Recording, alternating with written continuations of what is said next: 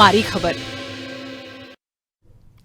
राम राम, आप देख रहे हो मारी बोली मारी खबर। मैं आपके साथ तेज नैन मोर और इस बुलेटिन में आगे आपने दिखावांगे ठेठ हरियाणवी अंदाज में आपकी अपनी हरियाणवी बोली में हरियाणा की सारी छोटी बड़ी खबर। और सबसे पहला खबर सियासत जुड़ी हुई विपक्ष के नेता भूपेंद्र सिंह हुड्डा का बयान आया है।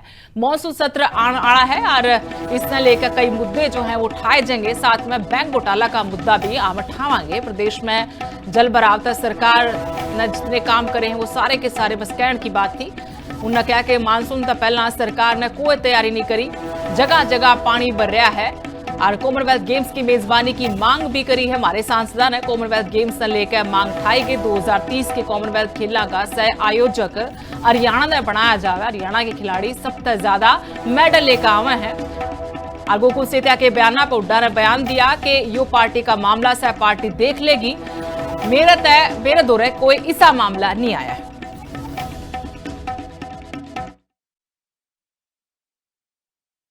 कल हम काम रोको प्रस्ताव लाएंगे।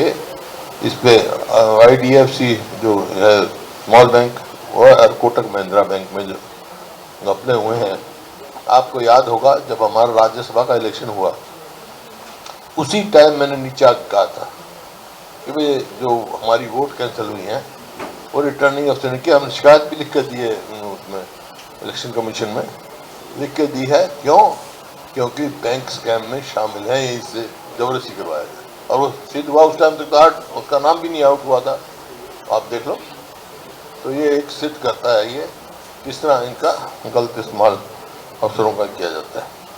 ये इस पर काम रोक लाएंगे। कॉलिंग अटेंशन जो है हम कानून व्यवस्था, ये प्रॉपर्टी टैक्स में जो धांधली की इन्होंने, मतलब अब कलेक्टर रेट पे लेते हैं, जब मर्जी बढ़ा देते हैं, जब मर्जी कर देते, बढ़ाते ही रहते हैं। उससे पहले ही महंगाई से कमर टूटी हुई है, खासतौर पर गरीब और मध्य वर्ग की, और कमर तोड़ने का प्रबंध कर रहे हैं। जो बारिश हुई है, अब बारिश लेट हुई, लेकिन जो बारिश हुई शहरों में और कई जगह बड़ा भारी नुकसान हुआ होता है। उसके कंपनसेशन, क्योंकि इसके लिए पूर्ण तौर से सरकार जिम्मेवार है। ना तो ड्रेनेज साफ किए गए, ना सीवर साफ किए गए, वहाँ बहुत बुरा हाल है उसमें।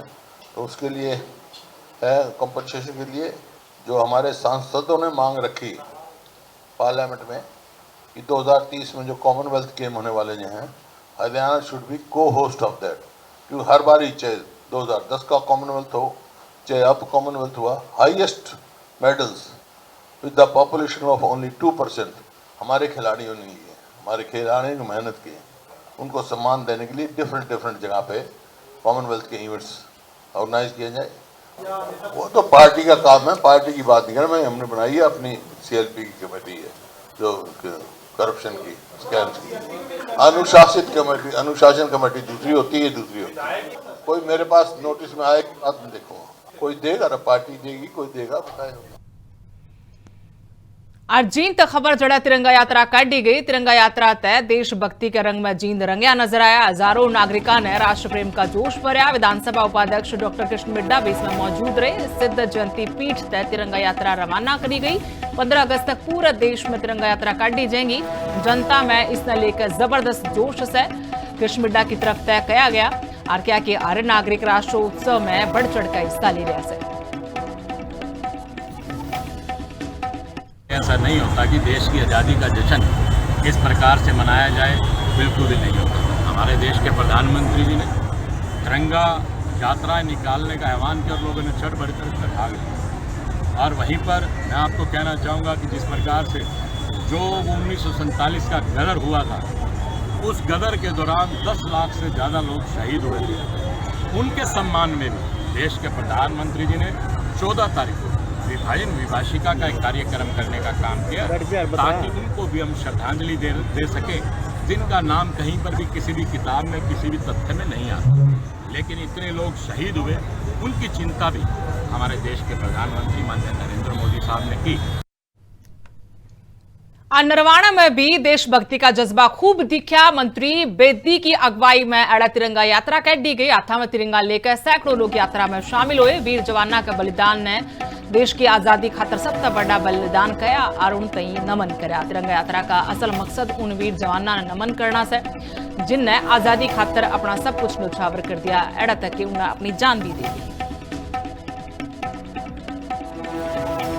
विधानसभा क्षेत्र की एक तिरंगा यात्रा उन शहीदों को नमन करने के लिए, जिन्होंने देश की आजादी के लिए अपना पूरा जीवन लगा दिया।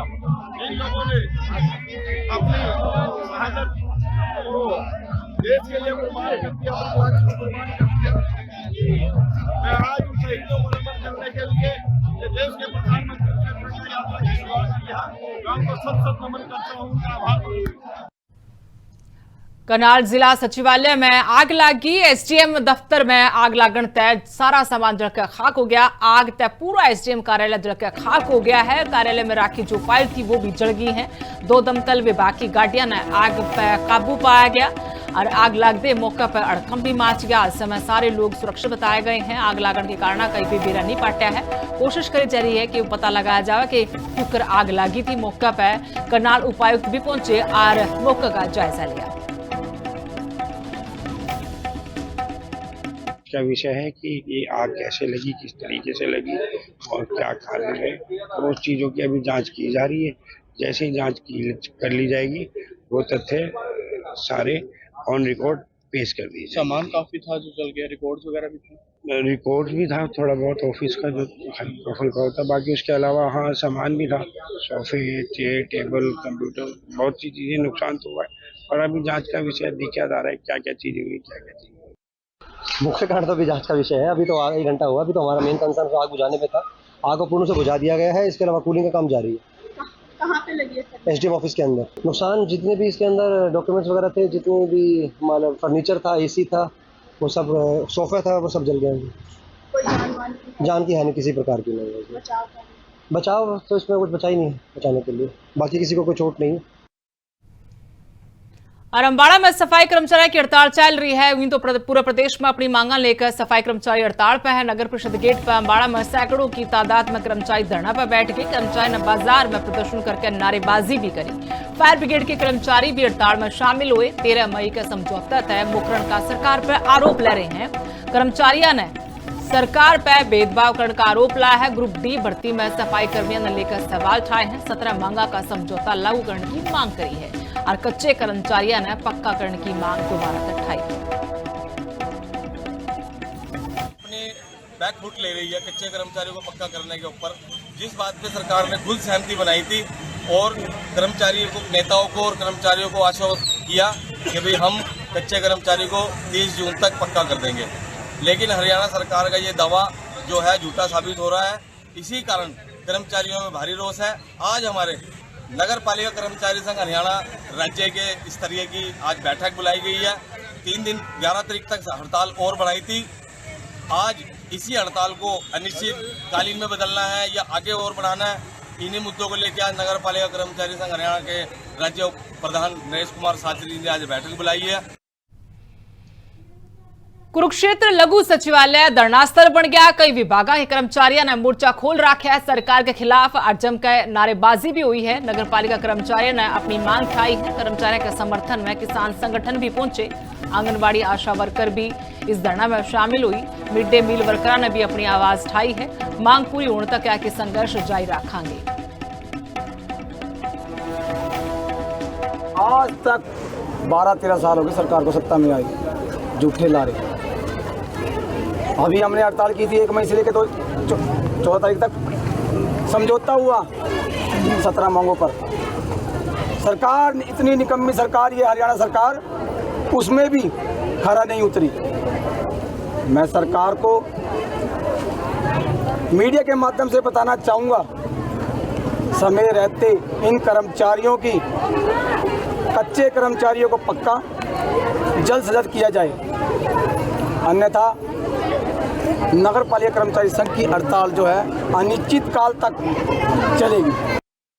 सरकार बार वार्ता करके वार्ता से मुकर जाती है। कार्यात्मक तरीके से बात होती है पंचकूला के अंदर स्वास्थ्य मंत्री के साथ। 3 साल में पहली बार बात हुई, उन्होंने बातों को सुना ध्यानपूर्वक सुनने के बाद भी उन्होंने कोई एक्शन नहीं लिया उस पर। बार अधिकारियों को कह देती है कि भैया हमारी इनकी मांगों का समाधान किया जाए। 2023 के आज तक भी चाहे कोई भी हड़ताल पर बैठा है, डॉक्टर से लेकर डीसी तक कोई भी पैमाने का हड़ताल पर बैठा है, आज तक किसी की भी तनख्वाह नहीं कटी है। और हमें मजदूर भी नहीं मान रही है सरकार। स्वयं सेवकता के रूप में हम काम कर रहे हैं और हमारे सरकार ने 73 दिन की हड़ताल के पैसे काट लिए। 9,460 रुपये बन रहे हैं। आज का जो मुख्य उद्देश्य है वह है जो सभी संयुक्त को किसान मोर्चे का एक प्रोग्राम है, जिसके तहत जो हमारे कच्चे कर्मचारी हैं और जो ये बिजली हरियाणा प्रदेश के अंदर जिसको प्राइवेट करने जा रहे हैं, क्योंकि प्रदेश के अंदर 2 आदमी प्रदेश को बेच रहे हैं या पूरे देश को, और 2 आदमी उसको खरीद रहे हैं। अंबानी और अडानी के इस सरकार ने इस देश को गिरवी रख दिया है, जिसको हम किसी भी सूरत में बर्दाश्त नहीं करेंगे। इसलिए भारतीय किसान यूनियन सब जो भी, चाहे वो कच्चा कर्मचारी है, चाहे वो आंगनवाड़ी वर्कर है, चाहे वो किसी भी प्रकार का वर्कर है, उन सब का समर्थन करता है और संयुक्त मोर्चे की आवाज पर इस देश की सरकार की नींव हिलाने का काम करेगा। तो कर्मचारी सड़का पर हांसी में भी कर्मचारी ने रोष प्रदर्शन કર્યા। सर्व कर्मचारी संघ ने जिला स्तर पर प्रदर्शन કર્યા। कर्मचारियों ने सरकार के विरोध में नारेबाजी भी करी। एसडीएम ने मुख्यमंत्री का नाम ज्ञापन सौंपा गया। लंबित मांगा ने लेकर सरकार तई घेरा है। पुरानी पेंशन बहाली की मांग प्रमुख मांग इनमत है। खाली पदा पर नियमित भर्तीकरण की भी मांग करी गई है। मांग ना मानी तो क्या बड़ा आंदोलन करांगे। देखिए, आज सर्व कर्मचारी संघ के आह्वान के ऊपर ये आंदोलन था, जिसमें कच्चे कर्मचारियों को पक्का करना, पुरानी पेंशन लागू करना, श्रम नियमों को संशोधन को रोक लगाना, और जो ये हमारे साथ वादा खिलाफी हो रही है, खासकर अग्निशमन और जो हमारे नगर पालिका के जो कर्मचारी हैं, वादा करने के बाद, चाहे वो मैकेनिकल का कर्मचारी है, बात कर लेती है सरकार, लेकिन उसके बाद वादा खिलाफी करती है। आज 6 दिन हमारे हड़ताल को हो गए हैं। उन तमाम चीजों को विरोध करने के लिए आज ये आंदोलन। कर्मचारियों की मुख्य मांगे हैं। सरकार पिछले 12 वर्षों से कर्मचारियों की मांगों का समाधान नहीं कर रही है। कच्चे कर्मचारी लगातार बढ़ते जा रहे हैं। कच्चे कर्मचारियों की समस्याएं बढ़ती जा रही है। 2.5 लाख से ज्यादा कच्चे कर्मचारी हो चुके हैं। उनको सरकार पक्का नहीं करना चाहती है। माननीय उच्च न्यायालय, उच्चतम न्यायालय के आदेश के बाद भी सरकार उन्हें पक्का नहीं कर रही है। इसको लेकर रोष प्रदर्शन किया जा रहा है। और इसके अलावा 8वें वेतन आयोग की रिपोर्ट को लागू करवाने, पुरानी पेंशन बहाल करवाने, और जो विभागों में 8 लाख से ज्यादा पद खाली पड़े हैं उनको भरवाने के लिए, और विभागों का जो सरकार लगातार निजीकरण कर रही है उसके खिलाफ आज ये प्रदर्शन है। पलवल का ड्रीम विलेज दतीर बदाल हो लिया है। गांव में गंदगी और जल भराव से लोग कति परेशान हो गए हैं। सड़कों पर गंदगी के ढेर लाग रहे हैं। बरसात में घरों तक पानी भर जाए है। घरों का सामान पानी में बहकर खराब होने लग रहा है। जल भराव से मकाना में भी बड़ी बड़ी दरार आ गई है। गांव मेला ने पंचायत पर अनदेखी के भी आरोप लाए हैं। बीमारियां फैलने का डर गांव मेला की नींद उड़ाया गया है। जिला प्रशासन तय समस्या का समाधान काटने की गांव वाले गुहार लै रहे हैं। पानी फुट घरों में 4-4 फुट पानी, दीवार लगा रखी है, फिर भी पानी अंदर घुसा हुआ है। और यहाँ पर कोई काम नहीं हुआ। जो ड्रीम गांव जैसे बना रखा, हमारे देखो गंदगी देखो, कोई काम नहीं हुआ है। सब कहने वाली बात है। बहुत बुरी बदबू है। हम हमारी फैलने का डर है, पर ये नहीं सरकार की तरफ से चल रहा है। उसको नहीं, सरकार ने निकलवाया नहीं। अभी काम भी पूरा नहीं, अधूरा पड़ा हुआ है। मैं ये कहना चाहूंगा कि जो मेरा ड्रीम गांव है, अब आपके सामने है मेरा ड्रीम गांव। जो सरकार की तमन्ना है वो सारी पूरी कर दी हमारे गांव के सरपंच ने भी। और जितनी भी गंदगी फैली हुई है, मैं सरपंच की गली से, मेन गली से, जो सरपंच का ऑफिस है वहां से बोल रहा हूँ। और मेरे ड्रीम गांव का सपना सारा पूरा हो गया, साकार कर दिया है। और आपके सामने ये जोड़ है। हमारे सबके घरों में पानी घुसा हुआ है। और सरपंच से कहते हैं कि भाई हमारा पानी निकलवा दे, हमें कोई सामान दिलवा दे, तो सरपंच ना तो कोई सामान दिलवाता है और ना ही इसमें कोई कार्रवाई करता है, और हमें धमकी और देता है। सरपंच बोलता है भाई अभी कोई पानी नहीं निकलवाएंगे, दीमक मरने दे गांव की। यमुनानगर में बरसात है, प्रशासन की एक बार फिर पोल खुल गई है। छछरौली में कई फीट पानी जमा हो गया है। पीडब्ल्यूडी रेस्ट हाउस के स्यामी जल भराव होया है। थाने के स्यामी सड़क जोड़ बन गई। राहगीर आज जो वाहन चालक है उन्हें बड़ी परेशानी हुई। दुकानदारा ने प्रशासन पर लापरवाही के आरोप लाए हैं, क्या कि आए साल जल भराव की समस्या ऊण लग रही है। अधिकारी बोले 2 घंटे में पानी उतर जाएगा। लोगों ने इस समस्या का स्थायी समाधान की मांग उठाई है। बात है पानी की, पिछले 5-7 वर्षों से ऐसे ही चल रहा है। यहाँ मैं कहना चाहता हूँ छछरौली प्रशासन नो, एसडीएम साहब नो, बीडीओ साहब नो और एसडीओ जो पीडब्ल्यूडी हाउस है, सारे प्रशासन छछरौली का एडमिनिस्ट्रेशन प्रशासन और पंचायत नो भी, क्या वो यहाँ से रोज नहीं निकलते? क्या सुबह एसडीएम यहाँ से नहीं गया? क्या बीडीओ नहीं गया? तहसीलदार नहीं गया यहाँ से? उन लोगों ने दिखती नहीं है। लाखों रुपए की गाड़ी है, आपको पता होगा। ये पानी के अंदर कोई भी गाड़ी खराब हो जाए, इंश्योरेंस कंपनी 1 रुपया नहीं दिया है। यहाँ प्रशासन बिल्कुल निकम्मा प्रशासन है, जिससे ये मेन रोड है छछरौली की। बस यहाँ तो 4 बूंदा पड़ा जी, पानी भर जा। सब दुकाना बेचारी डूब डाब जा, बंद हो जा दुकाना। किराया जारी है। पीडब्ल्यूडी होगी जी, वो पाड़ भी गए थे। सूखा था यहाँ से थोड़ा सा, वो पाड़ कर अगे लगातार हो रही थी। वो दिक्कत हो रही है, दिक्कत है। दुकानों में पानी बढ़ जा, अच्छा लगे लो। सामान कहाँ रखे? जो सामान भीग गया उसमें तोड़ देगा। फिर ये हो रहा जी, 1-1.5 फुट पानी हो रहा जी। ये बारिश मान ले 2-3 दिन से कभी आ जा, कभी रुक जा, कभी चल जा। तो 2-3 घंटे बारिश आवा तो पानी बढ़ता जावा जी, फिर उतर जावा है जी। निकासी की व्यवस्था नहीं है जी सही। बस हाँ जी, बहुत बोल रहा जी, एप्लीकेशन भी दी, सब कुछ बोल रखा है जी। बस समाधान क्या कहते हैं? समाधान नहीं हो रहा जी, और क्या करा जी। बस कहते हैं जी, 2 घंटे पानी आता है आपका, 2 घंटे में उतर जाता है। ये मान ले आता तो है ना जी, इसका कोई समाधान तो होना चाहिए ना जी। खबर जज्जता है जड़े बापड़ौदा में युवक की हत्या हुई है और पशुबाड़ा में ओमबीर नाम का इस शख्स का शव मिला है। सिर में घनी चोट लग रही थी और इसी तरह मौत होने की आशंका भी जताई गई है। वारदात में साथी अमित भी घायल हुआ है। अमित का अस्पताल में इलाज चल रहा है। दारू पार्टी के दौरान विवाद उनकी बात सामने आई है। मृतक के पिता ने युवका पर आरोप लाए हैं। छोरिया पर पुलिस ने शव पोस्टमार्टम खातर भेज दिया है। पुलिस सारे पहलुओं तक मामले की जांच में जुट रही है।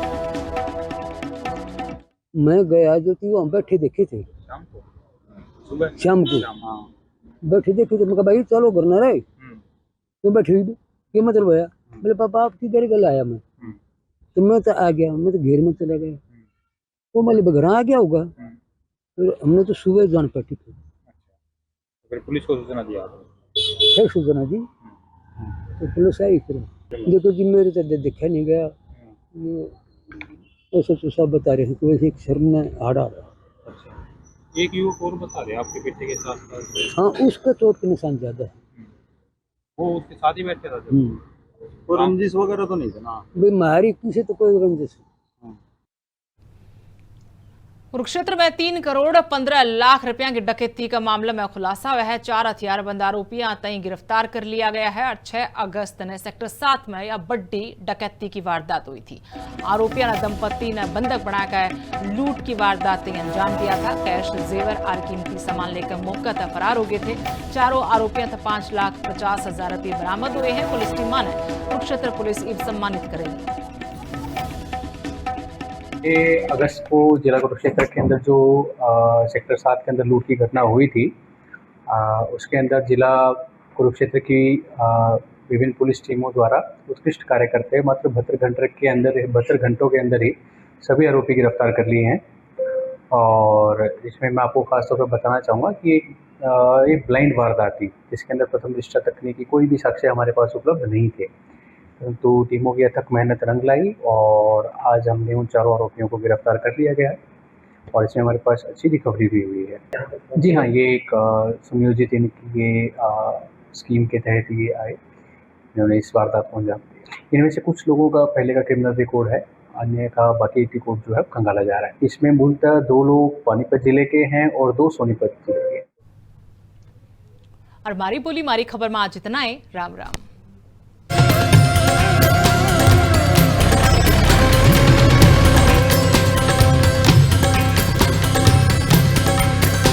मारी बोली मारी खबर।